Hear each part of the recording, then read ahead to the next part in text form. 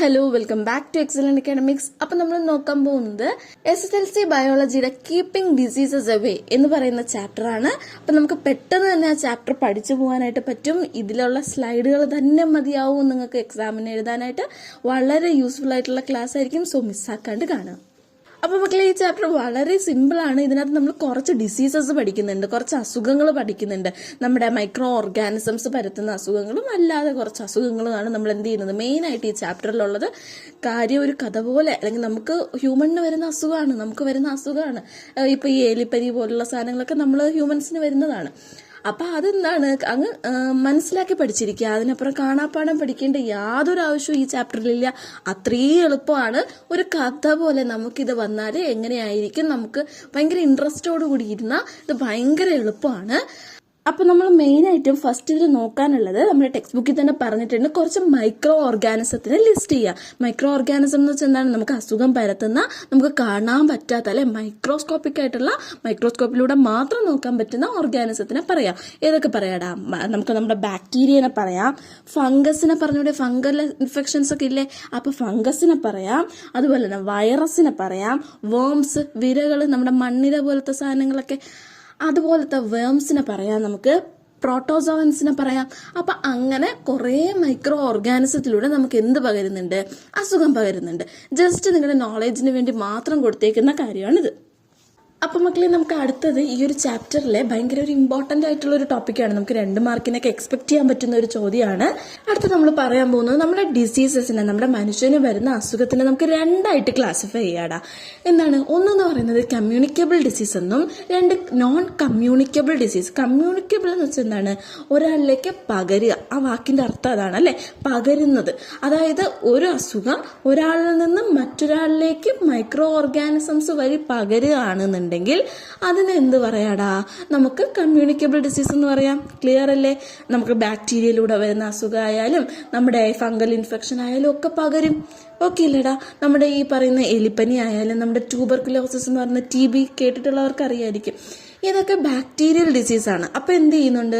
ഇപ്പൊ എനിക്ക് വന്നാൽ എന്നിലൂടെ, എന്റെ കോണ്ടാക്റ്റിലൂടെ, എന്നെ ഇപ്പൊ ചുമയ്ക്കുമ്പോഴോ അല്ലെങ്കിൽ ഏതെങ്കിലും രീതിയിൽ എയറിലൂടെ എന്ത് ചെയ്യുന്നു, അല്ലെങ്കിൽ ടച്ചിലൂടെയൊക്കെ എന്ത് ചെയ്യുന്നു? പകരുന്നു. അങ്ങനെ ഒരാളിൽ നിന്നും മറ്റൊരാളിലേക്ക് പകരുന്ന ഡിസീസിനെ നമുക്ക് എന്ത് പറയാടാ? കമ്മ്യൂണിക്കബിൾ ഡിസീസ് എന്ന് പറയാം. ക്ലിയർ അല്ലേ? ഈസിയാണ്. ഒന്നുമില്ല. നോൺ കമ്മ്യൂണിക്കബിൾ ഡിസീസ് എന്ന് പറയുമ്പോൾ ഇതിന്റെ ജസ്റ്റ് ഓപ്പോസിറ്റ് എന്താണ്? ആരെയും പകരില്ല. ക്ലിയർ? അതായത് മൈക്രോ ഓർഗാനിസം അല്ല ഇത് പകർത്തുന്നത്.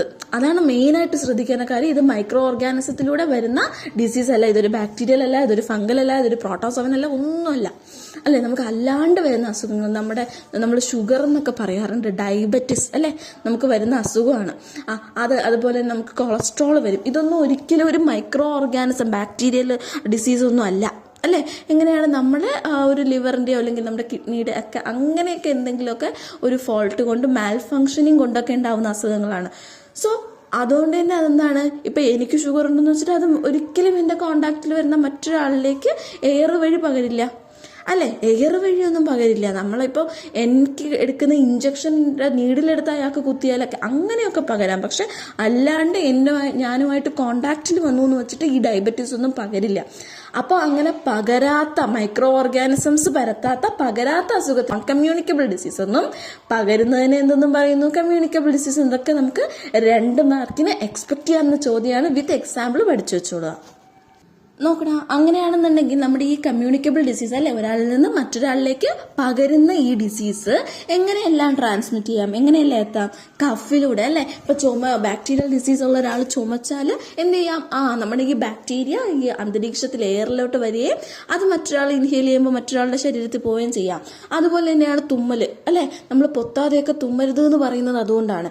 പിന്നെ കോണ്ടാക്റ്റിലൂടെ വരാം. എങ്ങനെയാണ്? ചിലപ്പോൾ ടച്ചിലൂടെ, ഫംഗൽ ഡിസീസ് ഒക്കെ ആണെങ്കിൽ, സ്കിന്നിലൊക്കെ വരുന്ന എന്തെങ്കിലും ചൊറിച്ചിൽ പോലുള്ള സംഭവങ്ങളൊക്കെ ആണെങ്കിൽ ഓഫ്കോഴ്സ് ആയിട്ട് നമ്മൾ ടച്ചിലൂടെ അത് പകരാം അല്ലെ. പിന്നെ കണ്ടാമിനേറ്റഡ് ആയിട്ടുള്ള ഫുഡിലൂടെയും വാട്ടറിലൂടെ. നമ്മൾ ഈ പറയാറുണ്ട് പഴകിയ സാധനങ്ങളൊന്നും കഴിക്കരുത്. കാരണം എന്താണ്? അതിനകത്ത് ഫംഗസ് ഒക്കെ കാണും, അല്ലെങ്കിൽ സെർട്ടൻ വൈറസസ് ഒക്കെ കാണും. സോ നമ്മൾ എന്ത് ചെയ്യാൻ പാടില്ല? കഴിക്കാനായിട്ട് പാടില്ല. നമ്മൾ ഈ ബ്രെഡൊക്കെ കുറച്ച് കഴിഞ്ഞാൽ പൂപ്പൽ വരുന്ന കാണാം, ഒരു പച്ച കളർ ഫംഗസ്. അതൊക്കെ എടുത്ത് കഴിച്ച് നമുക്ക് വലിയ അസുഖങ്ങളും വരാറുണ്ട്. സോ അങ്ങനെയൊക്കെ നമുക്ക് അസുഖങ്ങൾ ട്രാൻസ്മിറ്റ് ചെയ്യാം. പിന്നെ അൺസ്റ്റെറിലൈസ്ഡ് ആയിട്ടുള്ള എക്യുപ്മെന്റ്, എന്താണ് നമ്മളെ ഈ ഹോസ്പിറ്റലിലുള്ള ഇപ്പോൾ ഒരാൾക്ക് കുത്തിയ സൂചി വെച്ചിട്ട് മറ്റൊരാൾക്ക് കുത്തുക അങ്ങനെയൊന്നും ചെയ്യാൻ പാടില്ല അല്ലേ. അല്ലെങ്കിൽ സ്റ്റെറിലൈസ് ചെയ്ത് ഉപയോഗിക്കണം, പ്രോപ്പറായിട്ട് ആ ഹീറ്റ് ചെയ്ത് സ്റ്റെറിലൈസ് ചെയ്ത് ഉപയോഗിക്കണം. അതുപോലെ തന്നെയാണ് വെക്ടറിലൂടെ. വെക്ടർ എന്ന് വെച്ചാൽ എന്താണ്, ഒരു ജീവിയിലൂടെ പകരുക, അതായത് മോസ്കിറ്റോ പോലുള്ള, അതാണ് നമുക്ക് എക്സാമ്പിൾ പറയാം. നമുക്കിപ്പോൾ മലേറിയ എന്ന് പറയുന്ന ഒരു അസുഖം പരത്തുന്ന ആരാണ്, കൊതുകുകളാണ് അല്ലെ. കൊതുകാണ് അതിന്റെ വെക്ടർ. കൊതുകിന്റെ ശരീരത്തിലാണ് അത് പരത്തുന്ന എന്തിരിക്കുന്നത്, ആ ഒരു ബാക്ടീരിയ അല്ലെങ്കിൽ ആ ഒരു വൈറസ് ഇരിക്കുന്നത് ആരിലാണ്, ഈ പറയുന്ന കൊതുകിലാണ്. അപ്പൊ കൊതുക് വന്ന് നമ്മളെ കടിച്ചാൽ നമ്മുടെ ശരീരത്ത് ആ വൈറസ് ആവുകയും നമുക്ക് അസുഖം വരികയും ചെയ്യുന്നു. പിന്നെ ക്ലോത്തിലൂടെ അല്ലെ, ഈ എന്തെങ്കിലും അസുഖമുള്ളവരിട്ട ക്ലോത്ത്, ഇങ്ങനെ കമ്മ്യൂണിക്കബിൾ ഡിസീസ് ഉള്ളവരിട്ട ക്ലോത്തൊക്കെ ഇങ്ങനെ അലക്ഷ്യമായിട്ടൊക്കെ വലിച്ചെറിഞ്ഞാൽ, നമ്മുടെ മാസ്ക് ഒക്കെ ഊരിക്കളഞ്ഞാലൊക്കെ നമുക്ക് എന്ത് വരാം, നമുക്ക് അസുഖം വരാം. അപ്പൊ ഇതൊക്കെയാണ് മോഡ് ഓഫ് ട്രാൻസ്മിഷൻ. അറിഞ്ഞിരിക്കുക, എക്സാമിന് ചോദിച്ചു കണ്ടിട്ടുണ്ട്, അങ്ങനെ ഫ്രീക്വന്റ് ആയിട്ടല്ലെങ്കിലും ചോദിച്ചു കണ്ടിട്ടുണ്ട്. അടുത്ത് നമുക്ക് നോക്കാനുള്ളത് കുറച്ച് കമ്മ്യൂണിക്കബിൾ ഡിസീസസിന്റെ എക്സാമ്പിൾ ആണ്. അതിൽ ഫസ്റ്റ് നമ്മൾ പഠിക്കുന്ന സാധനം എന്ന് പറയുന്നത് നമ്മുടെ റാറ്റ് ഫീവർ ആണ്, എലിപ്പനി അല്ലെ. എലിയിലൂടെ വരുന്ന അസുഖം, എലിയുമായിട്ട് എന്ത് ചെയ്യുക, ക്ലോസ് കോണ്ടാക്റ്റിലൊക്കെ വരുന്ന സമയത്ത് എലിയുടെ അങ്ങനെയൊക്കെ കിടന്നാലൊക്കെ വരുന്ന അസുഖമാണ് ഈ എലിപ്പനി എന്ന് പറയുന്നത്. ലിപ്റ്റോസ്പൈറോസിസ് എന്ന് പറയുന്ന അസുഖം. ലിപ്റ്റോസ്പൈറോസിസ് എന്ന് പറയുന്നത് കൊണ്ട് തന്നെ ഇത് പരത്തുന്നത് ആരാണ്, ലിപ്റ്റോസ്പൈറ എന്ന് പറയുന്ന ബാക്ടീരിയ ആണ്. പഠിച്ചു വെക്കാൻ വളരെ എളുപ്പമാണ്, പേര് പഠിച്ചിരിക്കണം, നിർബന്ധമാണ്. അപ്പൊ ലിപ്റ്റോസ്പൈറോസിസ് എന്ന് പറയുന്ന അസുഖം പരത്തുന്ന ആരാ മക്കളെ, ലിപ്റ്റോസ്പൈറ എന്ന് പറയുന്ന ബാക്ടീരിയ ആണ്. ഈ ബാക്ടീരിയ നമ്മുടെ റാറ്റിന്റെയും ഡോഗിന്റെയും ഒക്കെ യൂറിനിൽ നിന്നാണ് വരുന്നത്. ക്ലിയർ? അവരുടെ ശരീരത്തിലുള്ളതാണ്. അവരുടെ ശരീരത്ത് ഈ ബാക്ടീരിയ ഇരിക്കുന്നതുകൊണ്ട് അവർക്ക് വലിയ അസുഖങ്ങളൊന്നും വരില്ല. പക്ഷെ നമ്മുടെ ശരീരത്ത് വന്നാലാണ് അത് അസുഖകാരിയായിട്ട് മാറുന്നത്. ക്ലിയർ അല്ലേ? അവരുടെ ശരീരത്ത് അത് സേഫാണ്, ഒരു പ്രശ്നം ഉണ്ടാക്കില്ല. നമ്മുടെ ശരീരത്ത് കയറിയാലാണ് ഹ്യൂമണിന് അത് ഒരിക്കലും സേഫായിട്ടുള്ള ബാക്ടീരിയകളല്ല. അപ്പോൾ ഇതിലൂടെ നമ്മുടെ നമ്മളിപ്പോൾ കൈ ഒന്ന് മുറിഞ്ഞു അല്ലെ, നമ്മുടെ കൈയൊക്കെ കാലോ കൈയോ ഒക്കെ ഒന്ന് മുറിഞ്ഞു. അപ്പൊ ഇതിലൂടെയൊക്കെ നമ്മുടെ ഈ യൂറിനിലുള്ള ഈ ഡോഗിന്റെ റാറ്റിലെ യൂറിനിലുള്ള ഈ ബാക്ടീരിയ എന്ത് ചെയ്യാണ്, നമ്മുടെ ശരീരത്തിനകത്ത് എങ്ങനെയോ കയറി. വൂണ്ടിലൂടെയൊക്കെയാണ് മെയിനായിട്ട് കയറുന്നത്, പക്ഷെ എങ്ങനെയോ നമ്മുടെ ശരീരത്തിനകത്ത് കയറി. വൺസ് നമ്മുടെ ശരീരത്തിനകത്ത് കയറിയത് എന്ത് ചെയ്യുമെന്നറിയാമോ, മൾട്ടിപ്ലൈ ചെയ്യും. ബാക്ടീരിയ ആണ്, വിത്തിൻ സെക്കൻഡ്സ് മില്യൺസ് ഓഫ് ആൾക്കാരായിട്ട് മാറും. മനസ്സിലായോ? റീപ്രൊഡ്യൂസ് ചെയ്തിട്ട് അവരൊരു സങ്കേതമായിട്ട് മാറും, ഒരു കൂട്ടം ആൾക്കാരായിട്ട് മാറും അല്ലെ. അങ്ങനെ ഒരു കൂട്ടം ആൾക്കാരായിട്ട് മാറിയിട്ട് ബൈനറി ഫിഷൻ എന്നാണ് കേട്ടോ പറയാ. അവര് റീപ്രൊഡ്യൂസ് ചെയ്ത് ഇങ്ങനെ പെറ്റ് പെരുകുന്നതിന് എന്ത് പറയും, ബൈനറി ഫിഷൻ എന്നാണ് പറയാ. അവരുടെ ഒരു മോഡ് ഓഫ് റീപ്രൊഡക്ഷൻ ആണത്. എന്നിട്ട് എന്ത് ചെയ്യുന്നു അറിയോ, ഇങ്ങനെ പെറ്റ് പെരുകിയിട്ട് നമ്മുടെ ബോഡിയിനകത്ത്, നമ്മുടെ ഹ്യൂമൻസിന്റെ ബോഡിയിനകത്ത് അവരൊരു ടോക്സിൻ സബ്സ്റ്റൻസ് പ്രൊഡ്യൂസ് ചെയ്യും. ഒരു വിഷം പ്രൊഡ്യൂസ് ചെയ്യും. ഈ വിഷ സബ്സ്റ്റൻസ് നമ്മുടെ ബ്ലഡിലും നമ്മുടെ കാപ്പിലറീസിനെയും നമ്മുടെ സെൽസിനെയും ഒക്കെ എന്ത് ചെയ്യുന്നു, ഡിസ്ട്രോയ് ചെയ്യുന്നു. ക്ലിയർ അല്ലേ? അതുകൊണ്ട് തന്നെ നമ്മുടെ ശരീരത്തിനകത്താണ് സംഭവിക്കുക. സോ ഇന്റേണൽ ബ്ലീഡിങ് വരും. നമുക്കറിയാം, നമ്മുടെ രക്തക്കുഴലുകളിലൂടെയാണ്, നമ്മുടെ നെർവിലും വെയിനിലൂടെ ഒക്കെയാണ് നമ്മുടെ ബ്ലഡ് ഓടുന്നത്. അപ്പൊ ഈ കാപ്പിലറീസ് ഒക്കെ പൊട്ടിപ്പോയാലോ എന്ത് സംഭവിക്കും, ആ ബ്ലഡ് ഫുള്ള് ബ്ലീഡ് ചെയ്യും അല്ലെ. അപ്പൊ അങ്ങനെ ഒരു കണ്ടീഷൻസ് ഉണ്ടാവുന്നു. അതാണ് എന്ത്, ലിപ്റ്റോസ്പൈറോസിസ് എന്ന് പറയുന്ന അസുഖം. അപ്പൊ ഈസി അല്ലേ മക്കളെ ഇത് പഠിക്കാനായിട്ട്? ലിപ്റ്റോസ്പൈറോസിസ് എന്ന് പറയുന്ന അസുഖം പരത്തുന്നത് ലിപ്റ്റോസ്പൈറ എന്ന് പറയുന്ന ബാക്ടീരിയ ആണ്. ഇതെവിടെയാണ് കാണപ്പെടുന്നത്, ഡോഗിന്റെയും റാറ്റിന്റെയും ഒക്കെ യൂറിനിൽ കാണപ്പെടും. എങ്ങനെയെങ്കിലും നമ്മുടെ ശരീരത്തെത്തും, മെയിനായിട്ടും വൂണ്ടിലൂടെ, മുറിവിലൂടെയൊക്കെയാണ് എത്തുന്നത്. നമ്മുടെ ബോഡിയിൽ എത്തിക്കഴിഞ്ഞാൽ അത് എന്ത് ചെയ്യുന്നു, ബൈനറി ഫിഷൻ വരിയിട്ട് അത് മൾട്ടിപ്ലൈ ചെയ്യുന്നു. ആസ് എ റിസൾട്ട് എന്ത് ചെയ്യുന്നു, ഒരു ടോക്സിൻ സബ്സ്റ്റൻസ് പ്രൊഡ്യൂസ് ചെയ്യുന്നു. ഈ ടോക്സിൻ നമ്മുടെ സെൽസിനെയും നമ്മുടെ കാപ്പിലറീസിനെയും അതുപോലെ തന്നെ നമ്മുടെ ഈ ബ്ലഡ് വെസൽസിനെ ഒക്കെ ഡിസ്ട്രോയ് ചെയ്യുന്നു. As A result internal bleeding ഉണ്ടാവുന്നു. നമ്മുടെ ഒരു സിവിയർ കണ്ടീഷൻസ് ഉണ്ടാവുന്നു. ഇതിന്റെ സിംറ്റം, നമുക്ക് എലിപ്പനി ഉണ്ട്, ഇത് സിവിയർ കേസിലാട്ടോ ഈ ഇന്റേണൽ ബ്ലീഡിംഗ് ഒക്കെ ഉണ്ടാവുന്നത്. ആദ്യമേ നമ്മൾ ഇത് അറിഞ്ഞു കഴിഞ്ഞാൽ ഇതിന്റെ സിംറ്റം അറിയാനുള്ള സിംറ്റംസ് എന്ന് പറയുന്നത് സിവിയർ ആയിട്ടുള്ള ഫീവർ ഉണ്ടാവും, ഹെഡേക്ക് തലവേദന ഉണ്ടാവും, മസിൽ പെയിൻ ഉണ്ടാവും, അതുപോലെ റെഡ്നസിനായി നമ്മുടെ കണ്ണൊക്കെ ചെറിയ ചുവപ്പൊക്കെ ഉണ്ടാവും. ഇതൊക്കെ കണ്ടാൽ നമ്മൾ കൊണ്ടുവന്ന് ചെക്ക് ചെയ്ത് നോക്കുക. ഈവൻ ദോ എലിപ്പനിയാണെങ്കിൽ നമുക്ക് ആദ്യമേ മെഡിസിൻ കഴിച്ച് കുറയ്ക്കാം എന്നുള്ളത് തന്നെയാണ്, വേറെ പ്രശ്നമൊന്നുമില്ല. അതുപോലെ തന്നെ നമുക്ക് ഇതിന്റെ പ്രിവെൻഷൻ, എങ്ങനെ ഇത് വരാതെ തടയാം എന്നുള്ളൊരു ക്വസ്റ്റ്യൻ ചോദിച്ചാൽ പറയാം, എലിയായിട്ട് കോണ്ടാക്റ്റിലേക്ക് പോകാണ്ടിരിക്കുക. അത്ര തന്നെയാണ്. എൻ്റെ യൂറിനുമായിട്ട് മെയിൻലി കോണ്ടാക്ട് ചെയ്യാതിരിക്കുക. ഇപ്പം എലി ഓവറായിട്ടുള്ള സ്ഥലങ്ങളിൽ എന്തെങ്കിലുമൊക്കെ സാധനം നമുക്ക് വേണമെന്നുണ്ടെങ്കിൽ നന്നായിട്ട് പ്രോപ്പറായിട്ട് കഴുകി അതിനെ സ്റ്റെറിലൈസ് ചെയ്തിട്ടൊക്കെ യൂസ് ചെയ്യരുത് എന്നാണ്. എന്നാലും അത്രയും അത്യാവശ്യമുള്ള സാധനങ്ങൾ അങ്ങനെയൊക്കെ ചെയ്യാവൂ എന്നുള്ള കാര്യങ്ങളൊക്കെ എഴുതി വയ്ക്കുക. അത്രയൊക്കെ തന്നെയാണ്.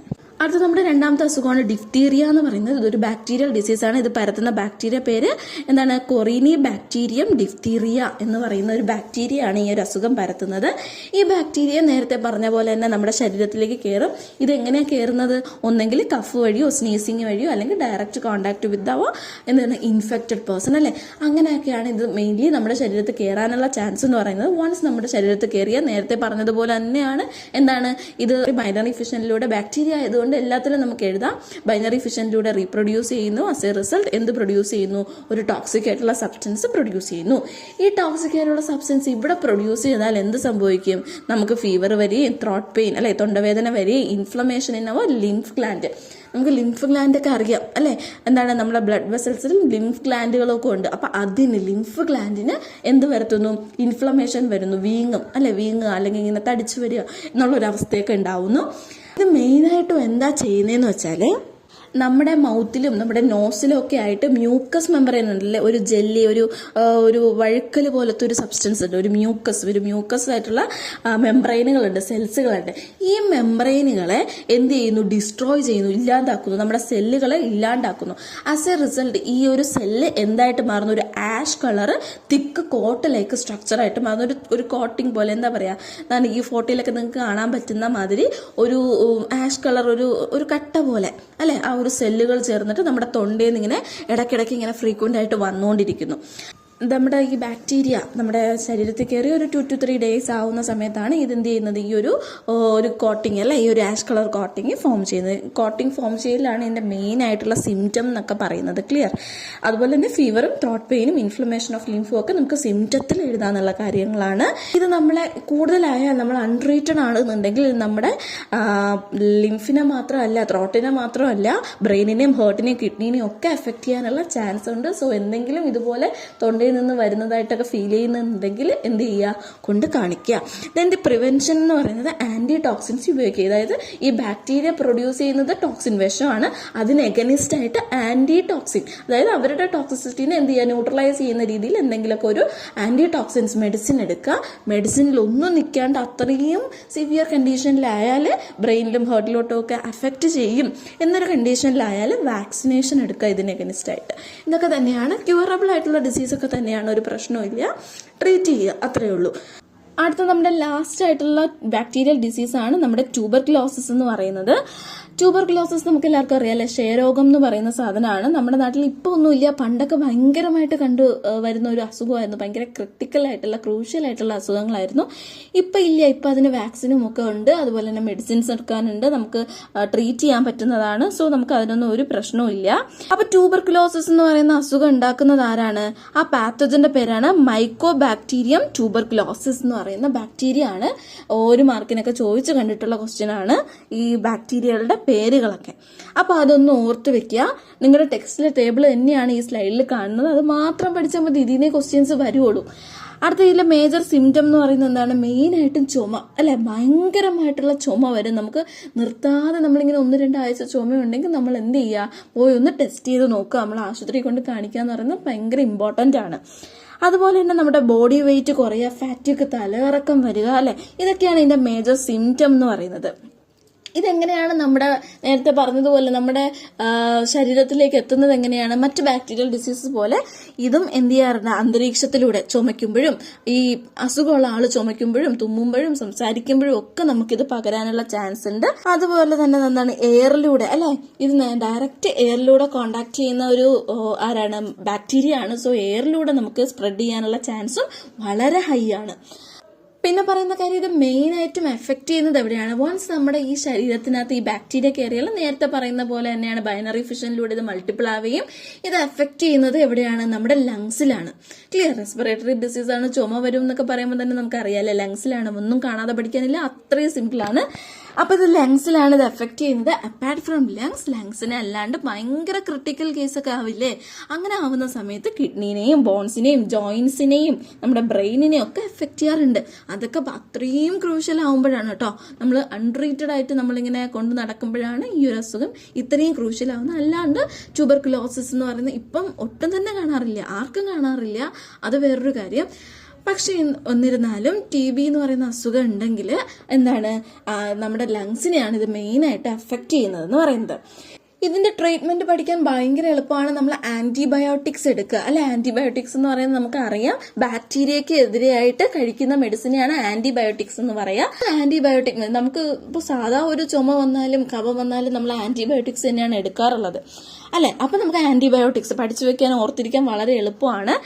മാത്രമല്ല പണ്ട് കാലങ്ങളിൽ എടുത്തുകൊണ്ടിരുന്ന ഒരു വാക്സിൻ ആയിരുന്നു ഏത് BCG എന്ന് പറയുന്ന വാക്സിനേഷൻ. നമ്മുടെ ഈ ബാക്ടീരിയക്ക് എതിരെയായിട്ട് എടുക്കുന്ന വാക്സിനെയാണ് ഈ BCG വാക്സിനേഷൻ എന്ന് പറയുക. അപ്പൊ ഈ വാക്സിനേഷൻ ഒക്കെ എടുക്കുമ്പോൾ നമ്മുടെ ട്യൂബർകുലോസിസ് എന്ന് പറയുന്ന അസുഖം എന്ത് ചെയ്യില്ല, വരില്ല.